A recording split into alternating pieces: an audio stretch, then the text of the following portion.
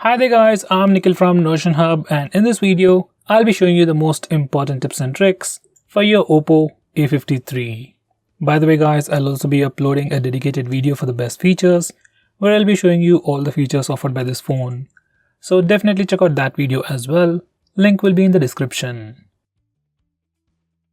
Now I'm going to show you how to enable navigation gestures. For that, go to Settings, Convenience Tools, Navigation Buttons, and then select Swipe Gesture from both sides. Now make sure you enable these two toggles as well, and once you're done, you can swipe from the bottom of the screen to go home, swipe and hold for recent apps, and you can swipe left or right from the sides to go back a step. You can also swipe and hold to switch between the current application and the previous application, and as you can see, it works really well. Finally, you can also swipe from the bottom left or bottom right corner diagonally to trigger Google Assistant. So these are the new gestures and they do work really well. Next, I'm going to show you swipe up gestures. So once you enable this feature, you can swipe from the bottom of the screen to go home, swipe and hold for recent apps, and finally, you can swipe from the bottom left corner or bottom right corner to go back a step. This works really well. Next, I'm going to show you how to trigger Google Assistant with the power button.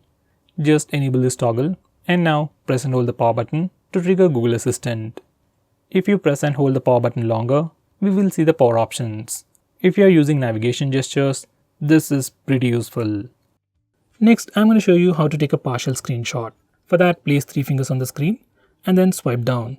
Once you do that, you'll get a selection window, and now you can resize it, rearrange it, reposition it, and do all kinds of crazy stuff. Once you're done, click Save to take a screenshot. As you have seen, it's a pretty cool feature, and right now it's available only on Oppo and Realme phones. Next, we have some quick shortcuts every time you take a screenshot. And now I've just taken a screenshot. We got a preview. I can swipe it down to quickly share that screenshot. Now here's the interface, and I can share that screenshot through all these applications.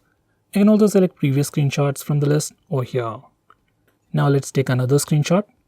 Now if I swipe it up, I can take a longer screenshot.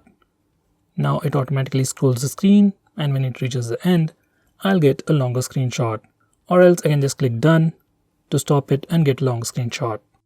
Next, I'm going to show you how to enable dark mode on this phone. For that, go to the toggles and just enable dark mode. And once you're done, all the system UI elements change to dark mode. Even some of the stock applications like phone dialer, messaging application automatically changes to dark mode. And even the stock Google applications like Play Store and YouTube also change to the dark mode.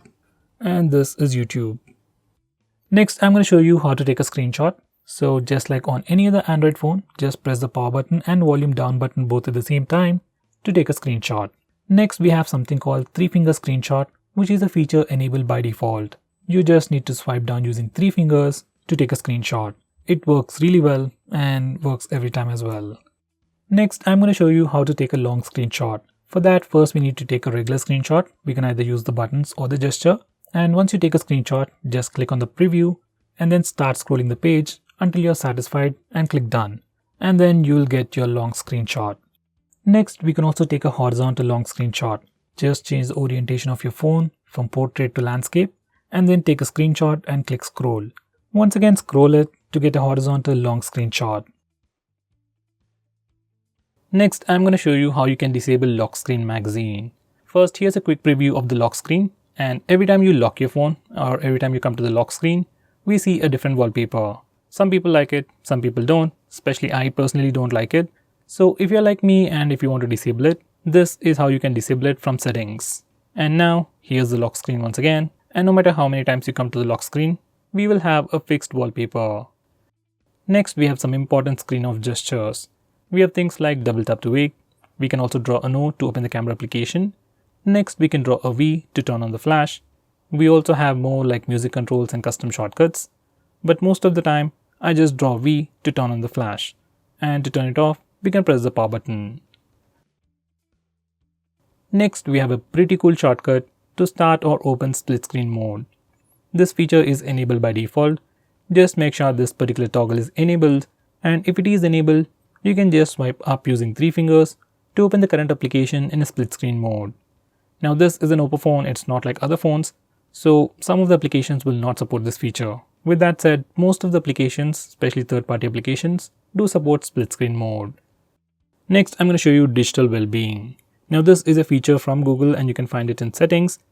This feature analyzes your phone's usage and gives you a complete report. It shows you how many times you've unlocked your phone, how many notifications you've got, how much time you're using your phone, and which apps you're using the most. So with all this information, you can know your usage and you can also limit your usage using this feature, which is a pretty cool thing. So let's say if you don't want to watch videos on YouTube for more than 1 hour in a day, we can put up such restrictions using this feature. Next we have wind down. This is another feature from Google which will help you sleep faster at night. Using this feature, we can schedule our phone to turn on grayscale mode and do not disturb mode automatically at a specific time. This is something I would definitely recommend you to try. Next, I'm going to show you how you can change your default apps, whether you want to change your default launcher, default browser or anything. For that, we need to first go to settings. Once you're in settings, select app management, then select default apps. Now from this page, you can change your default launcher, default SMS application, browser and so on. I would definitely recommend you to change your default browser to Google Chrome.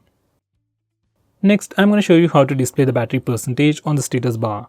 For that, go to settings, then select notification and status bar, and then enable this toggle. Once you do that, we can see the battery percentage on the status bar.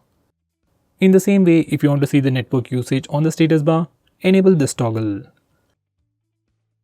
Next, I'm going to show you how to display the RAM information on the recent apps page. For that, go to settings, then select additional settings, and now enable this toggle. Once you do that, we can see the RAM or memory information in the recent apps page. Next, I'm going to show you how to record the screen on your phone. For that, first go to the toggles. And if you can't find the screen recording option, you need to click this button over here and search in the extra toggles. We have a dedicated toggle called Start Screen Recording. Just bring it up. And now we can start video recording just by using this toggle. Just click it and screen recording should start in 3 seconds. If your phone asks for any permissions, just grant them all.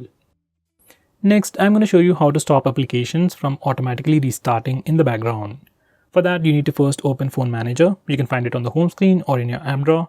Once you open it up, select Privacy Permissions, then select Startup Manager. Now from this page, we can start or stop applications from automatically restarting in the background. Personally, I'll enable this toggle for apps like Truecaller, WhatsApp or Instagram and disable it for everything else. So guys, these are the most important tips and tricks for your phone. If I missed out on anything important, do let me know by commenting below this video and definitely check out my video on best features. Link will be in the description. Now with that said, if you're planning to buy this phone, please use the link in the description. It always helps the channel.